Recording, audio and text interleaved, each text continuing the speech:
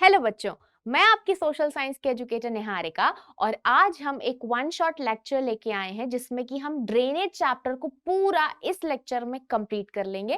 तो बिना time waste किए स्टार्ट करते हैं। ओके, तो हम ड्रेनेज पढ़ने वाले हैं। ड्रेनेज से अब आप क्या समझते हो? ड्रेनेज में हम रिवर्स के बारे में पढ़ने वाले हैं, ठीक है। तो यहाँ पे भाई ये नहीं है कि दूसरा कि भाई क्या ड्रेनेज सिस्टम है क्या नहीं, ड्रेनेज में हम रिवर्स के बारे में पढ़ने वाले हैं, ठीक है। चलो, तो भाई ये है हमारे टेलीग्राम चैनल का स्कैनर, तो जल्दी जल्दी इसको स्कैन कर लो ताकि आपको डेली नोटिफिकेशंस मिल सके और हमारे नोट्स अच्छे से आपको मिल सके, ठीक है। So do join our Telegram channel, okay, ठीक है। तो ये है भैया इस चैप्टर के कंटेंट्स। तो भाई सबसे पहले हम ड्रेनेज देखेंगे, हम इंडिया का ड्रेनेज सिस्टम देखेंगे, हम अलग अलग रिवर्स के क्या सिस्टम्स देखेंगे, हिमालयन रिवर, इंदस रिवर का system, Ganga river system, Brahmaputra river system, ये सब हिमालयन रिवर्स हैं, ठीक है। उसके बाद हम पेनिनसुलर रिवर्स की देखेंगे, ये सारी हो गई हमारी पेनिनसुलर, ये हो गई हमारी हिमालयन रिवर्स, ठीक है। और ये हो गई हमारी पेनिनसुलर रिवर्स, ठीक है। ओके, फिर लेक्स के बारे में देखेंगे हम, रिवर्स की इकोनॉमी में क्या रोल है, रिवर पोल्यूशन, ये सब हम देखने वाले हैं, ठीक है। तो सबसे पहले स्टार्ट करते हैं ड्रेनेज। तो भाई ड्रेनेज का मतलब क्या है? किसी भी एरिया का रिवर सिस्टम कैसा है, कोई भी एक एरिया है उसमें कैसे रिवर फ्लो हो रही है, कहां से आ रही है, तो उस एरिया का जो रिवर सिस्टम है उसको हम कहते हैं drainage. Okay, the area drained by a single river system is called drainage basin, ठीक है। तो भैया जब एक एरिया में एक सिंगल रिवर जो है ड्रेन होती है उसको हम कहते हैं ड्रेनेज बेसिन। एक सिंगल रिवर सिस्टम चलता है तो उसको हम कहते हैं ड्रेनेज बेसिन, ठीक है। एनी एलिवेटेड एरिया जैसे माउंटेन हो गया जो कि दो ड्रेनेज बेसिन को सेपरेट करता है उसको हम कहते हैं वाटर डिवाइड, ठीक है। तो दो दो रिवर चल रही हैं, एक माउंटेन ने उसको क्या कर दिया, एक माउंटेन ने या फिर एक एलिवेटेड एरिया ने उसको क्या कर दिया, उसको डिवाइड, उसको सेपरेट कर दिया, उसको हमने कह दिया कि ये क्या हो गया, ये हो गया वाटर डिवाइड, ठीक है। ड्रेनेज बेसिन्स, दो ड्रेनेज बेसिन्स की बात कर रहे हैं हम यहाँ पे, okay. Small streams flowing in different directions come together to form a river which ultimately drains into a large water body such as lake, sea or an ocean. छोटी-छोटी स्ट्रीम्स जो हैं वो साथ में आके एक बड़ा रिवर बना लेती हैं और एक लार्ज वाटर बॉडी में ड्रेन होती हैं जैसे सी या ओशन, उसमें जाके फिर वो ड्रेन होती हैं, ठीक है। तो भाई अब हम देखेंगे ड्रेनेज पैटर्न्स के बारे में। तो भाई the streams within a drainage basin form certain patterns. अब जैसे एक ड्रेनेज बेसिन है उसमें जो अलग अलग स्ट्रीम्स आ रही हैं तो वो कुछ पैटर्न्स फॉर्म करती हैं, क्या करती हैं, पैटर्न फॉर्म करती हैं। और ये डिपेंड करता कि भाई वहां का लैंड का स्लोप कैसा है, कैसे रॉक स्ट्रक्चर है वहां पे, कैसी क्लाइमेटिक कंडीशन है वहां पे, ठीक है। तो उसके बेसिस पे अलग अलग ड्रेनेज पैटर्न्स बनते हैं। अब जैसे डेंड्रिटिक हो गया, ट्रेलिस हो गया, रेक्टेंगुलर हो गया, रेडियल पैटर्न्स हो गए, ये ना सब अलग अलग तरीके के ड्रेनेज पैटर्न्स हैं। आप ये देख पा रहे होगे डायग्राम में, डेंड्रिटिक ड्रेनेज पैटर्न है, रेक्टेंगुलर है, ये ट्रेलिस है, ये रेडियल है। तो ये अलग अलग ड्रेनेज पैटर्न है। और एक कभी कभी ऐसा भी होता है कि अलग अलग टाइप के पैटर्न्स हम एक ही ड्रेनेज बेसिन में देख पाते हैं, ठीक है। तो सबसे पहले हम डेंड्राइट के बारे में बात करेंगे। तो dendrite pattern develops where the river channel follows the slope of the terrain. The stream with its tributaries resembles the branches of a tree. यहाँ पे कैसा लगता है कि जैसे एक ट्री जैसी हो, देखो यहाँ पे ब्रांचेस बन रही है ना, देखो ट्री की ब्रांचेस जैसा लग रहा है। तो यहाँ पे जो ड्रेनेज पैटर्न है वो ऐसा होता है जैसे एक ट्री की ब्रांचेस हो। अब ट्रेलिस क्या है, a river joined by its tributaries at approximately right angle. Approximately right angle पे जो है रिवर की ट्रिब्यूटरीज उसको ज्वाइन करती हैं और एक पैटर्न डेवलप करती हैं, उसको हम कहते हैं ट्रेलिस पैटर्न, ठीक है। उसके बाद देखो भैया यहाँ पे है ना ट्रेलिस अप्रोक्सीमेटली राइट एंगल पे जो है जुड़ रही हैं ये, ठीक है। उसके बाद रेक्टेंगुलर, तो rectangular drainage pattern develops on a strong Rocky terrain, जहां पे अच्छा स्ट्रॉन्ग रॉक्स हैं, रॉकी टेरेन है, वहां पे ये रेक्टेंगुलर ड्रेनेज पैटर्न डेवलप होता है। Radial pattern flows develops when stream flow in different direction, जब एक स्ट्रीम जो है, एक देखो यहाँ पे सेंट्रल पीक से ऐसे फ्लो हो रही है और डिफरेंट डायरेक्शन में जा रही है, उसको हम कहते हैं क्या, क्या कहते हैं, रेडियल ड्रेनेज पैटर्न। ठीक है, डोम लाइक स्ट्रक्चर ये फॉर्म करता है। ओके नेक्स्ट, ठीक है, तो अब हम देखेंगे भाई ड्रेनेज सिस्टम इन इंडिया। तो जो हमारा ड्रेनेज सिस्टम है इंडिया में, वो कहीं ना कहीं हमारे जो रिलीफ फीचर्स है इंडिया के, वो उसको कहीं ना कहीं इन्फ्लुएंस करता है। ठीक है, तो हमारी इंडियन रिवर्स हैं वो जो दो मेजर ग्रुप में डिवाइडेड हैं। ठीक है, तो पहला है भैया हमारा क्या, हिमालयन रिवर्स, उसके बाद आते हैं हमारे पेनिनसुलर रिवर्स। ठीक है, ये दो भैया हैं। ठीक है, अब भाई सबसे पहले हिमालयन रिवर्स देखेंगे, तो most of the Himalayan rivers are perennial. ठीक है, मतलब सदाबहार, ये कभी ऐसा नहीं कि सूख जाती है, हमेशा ही चलती है। ठीक है, it means that they have water through out the year, क्या, हमेशा पूरे साल भर इनमें पानी रहता है। ठीक है, ये कहां से इनको पानी मिलता है, ये पानी इनको बारिश की वजह से भी मिलता है, और जो माउंटेन्स है ना, वो माउंटेन्स जब पिघलते, उनकी स्नो जब पिघलती है, उस स्नो के पिघलने से भी यहाँ पे इनमें पानी आता है इन रिवर्स में। जो दो मेजर हिमालयन रिवर्स हैं वो है इंदस, ब्रह्मपुत्र। ठीक है, जो कि कहां से आती हैं, वो आती है north of the mountain range. ठीक है, माउंटेन रेंज के नॉर्थ से आती हैं, तो मेजर है ये, कौन सी, इंदस हो गई और ब्रह्मपुत्र ओरिजिनेट होती है। ठीक है, उसके बाद भाई they have cut through the mountain making gorges, भैया माउंटेन्स को काट काट के ये बाहर आती हैं। ठीक है, आती हैं दे। The Himalayan rivers have long courses from their source to the sea, मतलब जहां से ये ओरिजिनेट हुई है रिवर, वहां से सी तक पहुंचने में इनको लंबा रास्ता तय करना पड़ता है, लॉन्ग उनका कोर्स होता है। ठीक है, they perform intensive erosional activity, मतलब इसका क्या हुआ कि जहां जहां से ये बह रही हैं, वहां वहां ये इरोजन करती हुई जाती हैं, रॉक को काट रही हैं, मिट्टी है तो मिट्टी को भी अपने साथ में लेके चल रही हैं, तो बहुत ज्यादा इरोजनल एक्टिविटी ये करती रहती हैं। उनके अपर कोर्स में तो बहुत ज्यादा करती हैं, और बहुत ज्यादा सिल्ट सैंड जो है अपने साथ कैरी करते चलती हैं। In the middle and the lower courses these rivers form meanders, oxbow, और जब वो अपने मिडिल और लोअर कोर्स में होती हैं, तो वो बहुत सारी ये मिएंडर्स या ऑक्सबॉ लेक टाइप भी बना लेती हैं, और बहुत ज्यादा डिपोजिशनल हम फीचर्स भी देखते हैं, फ्लड प्लेन्स वगैरह भी हमें देखने को मिलते हैं। ठीक है, और भैया इनके अच्छे खासे डेल्टाज होते हैं, बड़े बड़े हमें डेल्टाज इनके हमें देखने को मिलते हैं। ठीक है भाई, अब हम बात करेंगे पेनिनसुलर रिवर्स के बारे में। तो पेनिनसुलर रिवर्स क्या है, तो they are seasonal and flow during the rainy season. ये पेरेनियल नहीं होती हैं, थ्रू आउट द ईयर जरूरी नहीं है कि इनमें पानी हो, ये सीजनल होती हैं, और रेनी सीजन में ज्यादातर ये हमें फ्लो करती हुई दिखती है। ठीक है, ड्राई सीजन में जो पेनिनसुलर रीजन्स हैं, वहां पे पानी कम हो जाता है। ठीक है, तो ड्राई सीजन जब भैया सूखा पड़ रहा है, जब पानी नहीं गिर रहा है, तो इन रिवर्स में पानी कम हो जाता है। ठीक है, फ्लो जो है कम हो जाता है। शैलोअर और शॉर्टर कोर्सेज होते हैं, मतलब इनका डिस्टेंस कम होता है, ओरिजिनेशन से सी तक का इनका जो डिस्टेंस है वो कम होता है। ठीक है, most peninsular river originate in the western Ghats, ये याद रखना, जो पेनिनसुलर रिवर्स की मोस्टली रिवर्स जो है वेस्टर्न घाट से ओरिजिनेट हुई हैं, और वो कहाँ, बे ऑफ बंगाल की तरफ जाती हैं। तो वेस्टर्न घाट्स कहाँ है, हमारे वेस्ट साइड में है, और बे ऑफ बंगाल है ईस्ट साइड में। तो वेस्टर्न घाट से ओरिजिनेट होके बे ऑफ बंगाल की तरफ रिवर्स जो है फ्लो होती हैं, कौन सी, पेनिनसुलर। ठीक है, अब भाई हिमालयंस और पेनिनसुलर रिवर के बीच का डिफरेंस देखेंगे हम।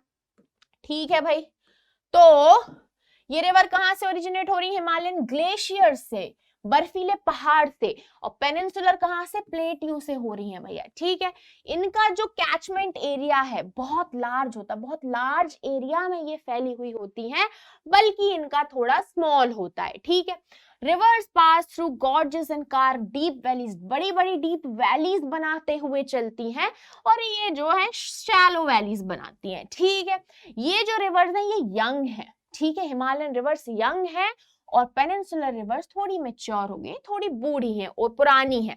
These are engaged in high erosion activity. Himalayan rivers अच्छा खासा इरोजन करती हैं और ये वाली रिवर्स कम इरोजन करती हैं।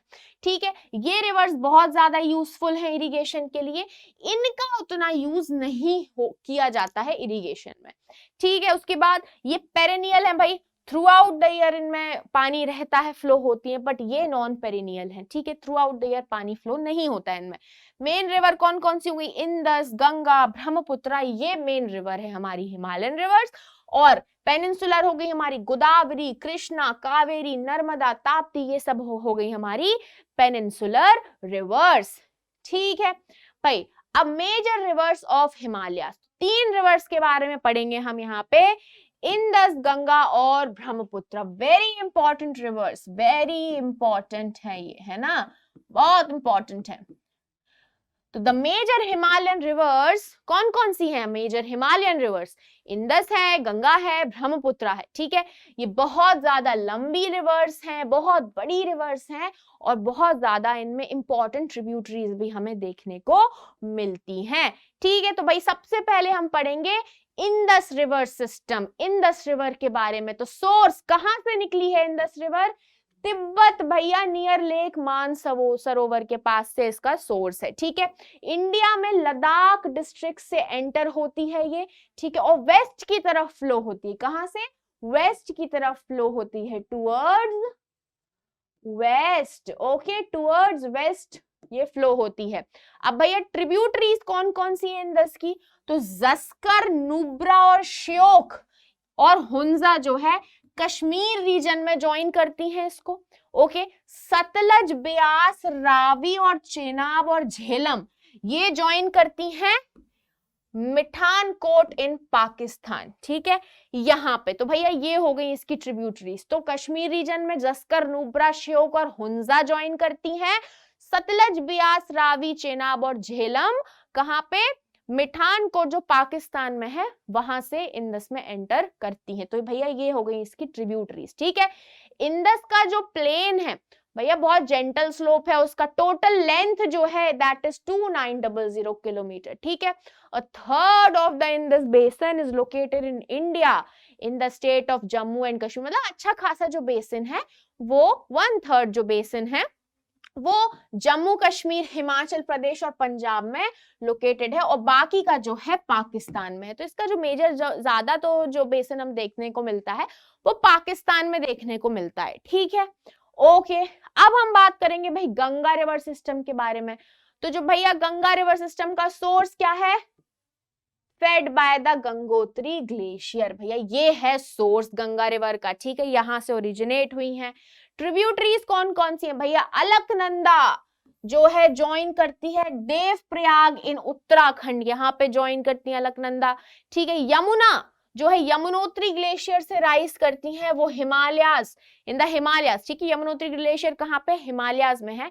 यहां से यमुना राइज होती है और इलाहाबाद में इनके साथ मिल जाती है। ठीक है, उसके बाद घग्गर, गंडक और कोसी जो है ये नेपाल हिमालयाज में से हैं और यहाँ पे ये मिल जाती, ये भी इनकी हैं। ठीक है, ट्रिब्यूटरीज गंगा की। चंबल, बेतवा और सोन जो है सेमी एरिड एरिया से राइज होती हैं पर ये इसमें मिल जाती। तो ये सारी क्या है? ये गंगा रिवर की ट्रिब्यूटरीज हैं। देख रहे हो आप, ये देखो चंबल, सिंध, बेतवा, केन, है ना, सोन, घग्गर, गंडक, कोसी, ये सब क्या है? ये सब है हमारी गंगा रिवर की ट्रिब्यूटरीज। ओके, तो रिवर जो है बाइफरकेट, फरक्का इन वेस्ट बंगाल। यहाँ पे भैया रिवर जो है वेस्ट बंगाल में क्या बाइफरकेट हो जाती है। ठीक है, okay, the Bhagirathi Hooghly a distributary flows towards southwards through the deltaic plains to the Bay of Bengal। जो भागीरथी, एक हुगली जो हम बहुत फेमस, हमें सुना होगा, आप लोग ने भी सुना होगा। तो ये भैया कहाँ साउथवर्ड फ्लो करती है और कहाँ पे? बे ऑफ बंगाल में जाती है। ठीक है, the main stream flows southwards into Bangladesh और जो इसका जो मेन स्ट्रीम है गंगा रिवर की वो बांग्लादेश में जाती है और वहां जाके ब्रह्मपुत्रा से मिल जाती है। ठीक है, तो गंगा रिवर जो है हमारी इंडिया से कहाँ जाती है, बांग्लादेश में एंटर करती है और वहां पे ब्रह्मपुत्रा से ज्वाइन हो जाती है। टोटल लेंथ कितनी है, 2500 किलोमीटर। ठीक है, Sundarban delta, very very very beautiful delta. ये जो डेल्टा है ये गंगा रिवर बनाती है और ब्रह्मपुत्रा रिवर भी बनाती है, मिलके बनाती हैं ये, और इसको कहते हैं हम सुंदर, बड़ा बड़ा सुंदर डेल्टा है ये ना, बड़ा सुंदर डेल्टा है। ओके, नेक्स्ट भाई, अब हम बात करेंगे ब्रह्मपुत्रा रिवर सिस्टम के बारे में। तो ब्रह्मपुत्रा रिवर कहां से अराइज होती है भैया, Tibet east of Mansarovar lake से राइज होती है। वेरी क्लोज, मतलब इंदस और सतलज का जो सोर्स है बहुत क्लोज ही ब्रह्मपुत्रा का सोर्स भी है। ट्रिब्यूटरीज भाई तो दिबांग, लोहित, ये इसकी ट्रिब्यूटरीज हैं। Flows eastwards parallel to the Himalayas, takes a U turn on reaching the Namcha Barwa. जैसे ही नामचा बरवा एक जगह है वहां पहुंचती है, वहां से यू टर्न ले लेती है ये, है ना, ये ब्रह्मपुत्रा रिवर, और इंडिया में एंटर कर जाती अरुणाचल प्रदेश में। ठीक है, तो भैया ये ईस्टवर्ड फ्लो करती है हिमालय के पैरेलल, पर जैसे ही ये नामचा बरवा पहुंचती है वहां से यू टर्न ले लेती है और एंटर कर जाती है इंडिया में अरुणाचल प्रदेश से। ठीक है, यहाँ पे इट इज कॉल्ड दिहंग, उसको दिहंग कहते हैं, और उसको दिबांग जो है, और लोहित और सारी ट्रिब्यूटरीज भी हैं इसकी, वो इसको ज्वाइन कर लेती है। ठीक है, तो ये हो गई भाई हमारी ब्रह्मपुत्रा रिवर की ट्रिब्यूटरीज। देखो यहाँ पे आई यहाँ फ्लो हो रही है, यहाँ से ईस्ट, क्या ये यू टर्न ले लिया इसने और अरुणाचल प्रदेश में एंटर कर गई। ठीक है, अरुणाचल प्रदेश में एंटर कर गई और यहाँ पे देखो ये बे ऑफ बंगाल में ये आ रही है। ठीक है, ओके भैया आगे बढ़ते हैं। ठीक है, in Tibet the river carries a smaller volume of water and less silt as it is a cold and dry area. Tibet जो है एक कोल्ड और ड्राई एरिया है, इसकी वजह से जो रिवर है वहां पे कम पानी होता है रिवर में और लेस सिल्ट कैरी करती है। ठीक है, इंडिया में ये एक हाई रेनफॉल के रीजन से पास होती है और रिवर जो है यहाँ पे बहुत large amount of volume water carry करती है और अच्छा खासा सिल्ट भी कैरी करने लगती है। ठीक है, बहुत सारे रिवरीन आइलैंड बनाती है ये रिवर। ठीक है, every year during the rainy season the river overflows it's banks causing widespread devastation due to floods in Assam and Bangladesh।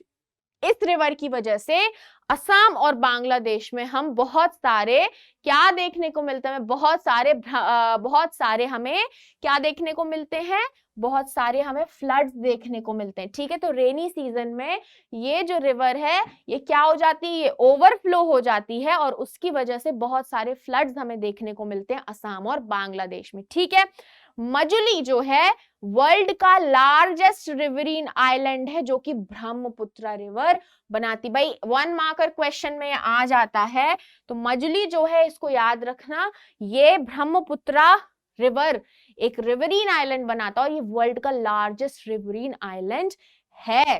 ठीक है, अब हम भैया बात करेंगे पेनिनसुलर रिवर्स के बारे में। तो भाई मेजर रिवर कौन कौन सी है, नर्मदा, तापी, गोदावरी, महानदी, कृष्णा और कावेरी। ठीक है, देखो आप लोग देख भी रहे होगे, नर्मदा हो गई, तापी रिवर, महानदी, गोदावरी, कृष्णा, कावेरी, इतनी सारी रिवर्स हैं भाई, बहुत सारी रिवर्स हैं।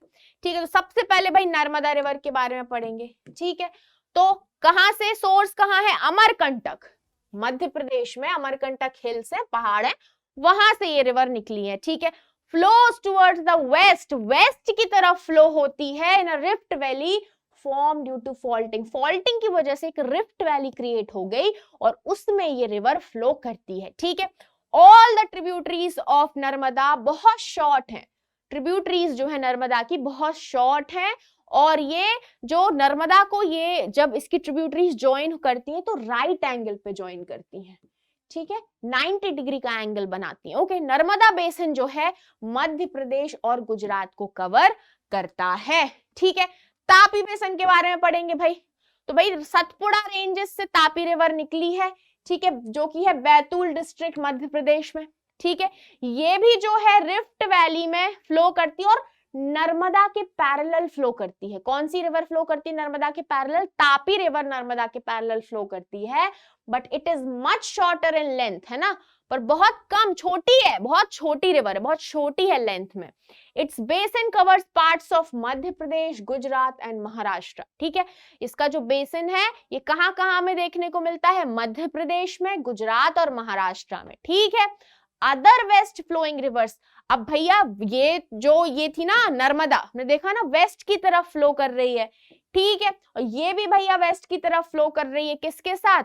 नर्मदा के पैरेलल। तो और भी जो दूसरी वेस्ट फ्लोइंग रिवर्स हैं वो है साबरमती, माही, भरतपुजा और पेरियार। ठीक है, अब हम बात करेंगे भाई गोदावरी बेसिन के बारे में। तो गोदावरी बेसिन, गोदावरी रिवर का सोर्स क्या है भैया? वेस्टर्न घाट से निकली है ये, ठीक है, नासिक डिस्ट्रिक्ट ऑफ महाराष्ट्र में। ओके, बहुत सबसे लार्जेस्ट पेनिनसुलर रिवर है, वेरी बिग रिवर है ये, बहुत बड़ी रिवर है। ट्रिब्यूटरीज भाई पूर्ण, वार्धा, प्रणहिता, मंजरा, वेनगंगा और पेनगंगा जो है गोदावरी रिवर की ट्रिब्यूटरीज हैं। ठीक है, ये जो बेसिन है ये किस किस स्टेट में रिवर जाती है भाई? महाराष्ट्र में, मध्य प्रदेश, उड़ीसा, आंध्र प्रदेश, है ना, और कहां जाती है? ईस्ट की तरफ जा रही है, बे ऑफ बंगाल में जा रही है।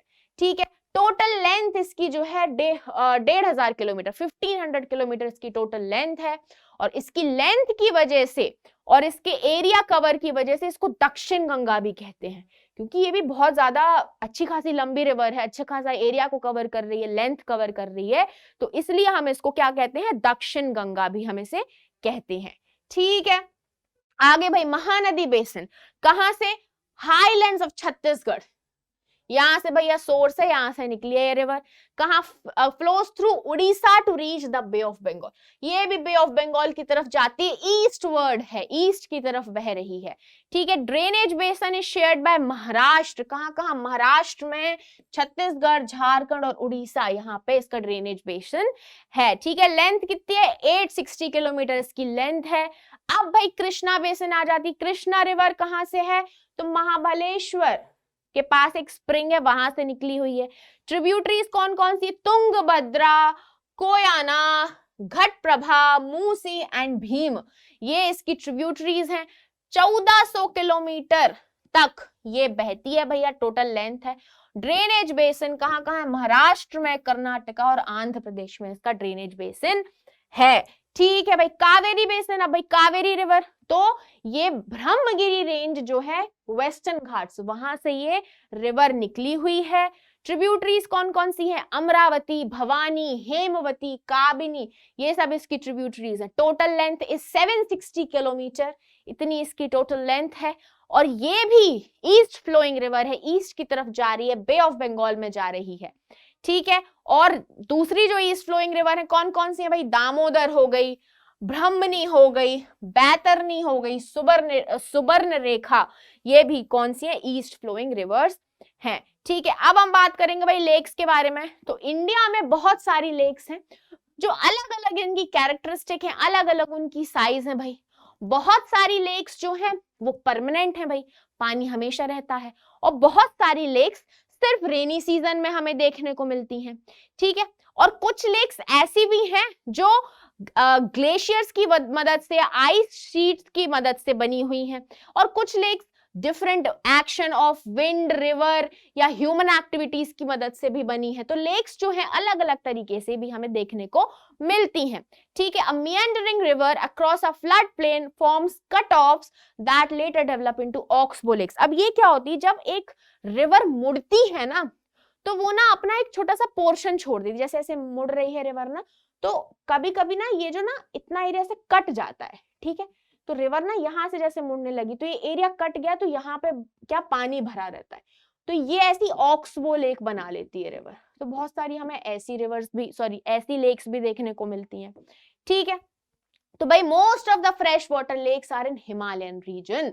तो सबसे ज्यादा जो फ्रेश वाटर लेक्स हैं वो हमें हिमालयन रीजन में देखने को मिलती है। ठीक है, और ये कैसे बनती है? जब ग्लेशियर्स जो है, ग्लेशियर्स की मदद से ये जो है फ्रेश वाटर लेक्स हमें देखने को मिलती हैं। जो ग्लेशियर्स हैं वो एक बेसिन बना दिया, और उसके बाद उन बेसिन में, उस गड्ढे में जो है स्नो पिघल पिघल के भर गई और उसने एक क्या किया, एक फ्रेश वाटर लेक को बना दिया। ठीक है, ग्लेशियर था, ग्लेशियर की वजह से भैया एक बेसिन, एक क्या गड्ढा सा बन गया बहुत बड़ा, और उसमें धीरे धीरे स्नो मेल्ट होके भरती गई और फ्रेश वाटर लेक बन गई। वूलर लेक जो है जम्मू कश्मीर में, वो टेक्टोनिक एक्टिविटी की वजह से बनी है। ठीक है, और ये लार्जेस्ट फ्रेश वाटर लेक है इंडिया में। ठीक है, आर्टिफिशियल लेक्स भाई क्या होती हैं? तो डैमिंग, जब हम रिवर्स को डैम कर देते हैं, उनमें बांध बना देते हैं, डैम उन पे बना देते हैं ताकि भैया हम इलेक्ट्रिसिटी वगैरह जनरेट कर सके, तो उसकी वजह से भी लेक्स बन जाती हैं। ठीक है, पानी रुक जाता है, लेक्स फॉर्म हो जाती हैं। जैसे गुरु गोबिंद सागर जो है, ये रिवर को डैम करके ही बनाई गई है। ठीक है, अब भाई लेक्स का इंपॉर्टेंस क्यों है? तो भैया ये बहुत इंपॉर्टेंट है, रिवर का फ्लो मेंटेन करती है। रेनफॉल जब बहुत ज्यादा होती है तो बाढ़ ना आ जाए, है ना, तो ये देखती कि ताकि रिवर का जो फ्लो है वो मेंटेन रखे। अगर बहुत ज्यादा पानी है तो भैया बाढ़ ना आ जाए, या ड्राई सीजन है तो कहीं सूखा ना पड़ जाए, तो पानी का जो फ्लो है वो इवन बना रहे, इसलिए लेक्स जो है बहुत इंपॉर्टेंट रोल प्ले करती हैं। अब भैया हम क्या हाइड्रो पावर जो है, इलेक्ट्रिसिटी भी जनरेट करते हैं भैया इनसे। ठीक है, उसके बाद क्लाइमेट जो है आसपास का उसको मॉडरेट करती है ना, एकदम गर्म नहीं होने देती है, क्लाइमेट को मॉडरेट रख के रखती है। ठीक है, इकोसिस्टम को, एक्वेटिक इकोसिस्टम को मेंटेन करती हैं। ठीक है, नेचुरल ब्यूटी बढ़ाती हैं भैया। जब जहां भी लेक्स होती है हम कहते हैं ना, हाय कितनी प्यारी लेक है, कितनी सुंदर लेक है, तो एनहेंस करती है, नेचुरल ब्यूटी अच्छी करती है। ठीक है, टूरिज्म बढ़ाती है भाई उस एरिया में, भाई लेक्स के पास जाएंगे भाई लोग बाग, शाम को भाई निकल जाते हैं कि हाँ लेक के पास बैठेंगे, दूर दूर से भी लोग बाग जो है लेक को देखने आते हैं, तो टूरिज्म को डेवलप करती हैं, है ना, बहुत सारा कुछ अच्छा अच्छा पैसा भी क्रिएट कराती है लेक, तो इंपॉर्टेंट है। ठीक है, उसके बाद भाई role of rivers in economy, economy में रिवर्स का रोल क्या है? तो रिवर जो है वो बहुत इंपॉर्टेंट है ना, इंपॉर्टेंट है, और वो हमेशा से इंपॉर्टेंट रही है ना। हम देखते हैं जो पहले की जो सिविलाइजेशंस भी होती थी ना, वो रिवर्स के आसपास ही होती थी, तो रिवर्स जो उनका इंपॉर्टेंस ना हिस्ट्री से ही हमें देखने को मिलता है। ठीक है, रिवर का पानी भाई डोमेस्टिक यूज के लिए यूज हो रहा है ना, इंडस्ट्रीज में यूज हो रहा है, तो रिवर बहुत यूजफुल है। ठीक है, इरिगेशन, ये सब हम कहाँ से भाई, पानी वगैरह रिवर से हम यूज करते हैं। ठीक है, इलेक्ट्रिसिटी जनरेट करते हैं, तो इकोनॉमी में बहुत भाई इलेक्ट्रिसिटी जरूरी है, घरों में, इंडस्ट्रीज में, ऑफिस में, हर सेक्टर में इलेक्ट्रिसिटी जरूरी है भाई, बहुत सब कुछ इलेक्ट्रिसिटी से चलता है। इरिगेशन जरूरी है एग्रीकल्चर के लिए, अगर अच्छा इरिगेशन होगा एग्रीकल्चर भी भैया अच्छा होगा। ठीक है, इंडस्ट्रीज में भैया पानी चाहिए, तो ये सब कहाँ से, रिवर्स से जा रहा है ना, तो रिवर्स जो है बहुत इंपॉर्टेंट होती है इकोनॉमी में। अब रिवर का पोल्यूशन होता जा रहा है, होता जा रहा है, होता जा रहा है। ठीक है भाई, लोग पानी की डिमांड तो बढ़ रही है, उसके साथ साथ रिवर हम खराब भी कर रहे हैं। ठीक है, अब जैसे जैसे हमारी डोमेस्टिक हो गई, म्युनिसिपल, इंडस्ट्रियल, एग्रीकल्चर नीड ये बढ़ती जा रही हैं, तो उसकी वजह से हम पानी ज्यादा लेते जा रहे हैं, तो उसकी वजह से क्या हो रहा है, क्वालिटी ऑफ वाटर खराब हो रहा है। ठीक है, पानी, एक तो अच्छा पानी खत्म होता जा रहा है, और हम उस पानी को, जैसे इंडस्ट्रीज हैं वहां से हम गंदा पानी छोड़ रहे हैं, तो उसको हम बिना ट्रीट किए ही छोड़ देते, तो साफ पानी की क्वालिटी चली जाती है ना, तो पानी की क्वालिटी खराब हो रही है ना। यही चीज मैंने बोली कि मोर एंड मोर वाटर जो है वो लिया जा रहा है रिवर से, तो वॉल्यूम जो है कम होता जा रहा है ना, वॉल्यूम कम हो रहा है रिवर का। बहुत ज्यादा इंडस्ट्रीज का वेस्ट वाटर, सीवेज वगैरह ये सब बिना ट्रीट किए रिवर्स में छोड़ दिया जाता है, तो उसके कारण रिवर की क्वालिटी खराब हो रही है ना। और इसकी वजह से क्या, हमारे इसको साफ करने के लिए, ठीक है, पॉल्यूशन हो रहा है, बट आप पॉल्यूशन करो ही मत भाई। ठीक है, यू वांट, इंडस्ट्रीज भी जरूरी है, सब जरूरी है, बट उसको सस्टेनेबली यूज करो। अगर आप इंडस्ट्रीज से पानी छोड़ रहे हैं इंडस्ट्रीज, तो उनको यार ऐसा प्लांट लगाओ आप कि भाई उस पानी को ट्रीट करो, और अगर आप वो पानी छोड़ो तो फिर रिवर पे कुछ इफेक्ट ना पड़े, रिवर के साफ पानी पे कुछ इफेक्ट ना पड़े, है ना।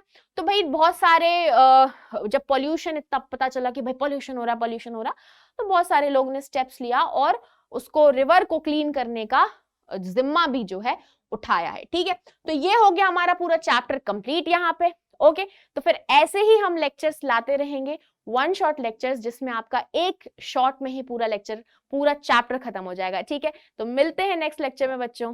Bye bye.